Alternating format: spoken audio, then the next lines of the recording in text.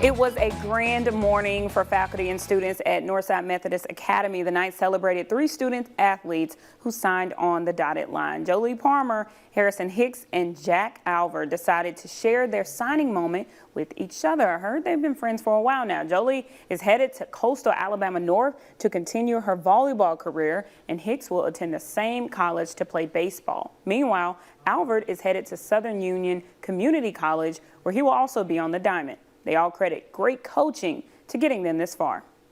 It's been great. Coach Mordecai has truly made me know the real game of baseball. You know, all the Little League coaches, you know, they may know what they're talking about, but Coach Mordecai has really helped me progress as a baseball player. I mean, Coach Mordecai puts a lot of pressure on us in a good way, of course, but I mean, he holds us to a high standard and helps us perform in the highest way possible.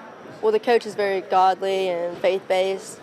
And it's nice to go from this school, who's also faith-based and putting God above, everything else, to a coach that does the same thing. Parmer says she is also excited about the nursing program down in Bruton. So excited to hear her talk about education. She, Harrison, and Jack hope to be the best examples for more to come at Northside.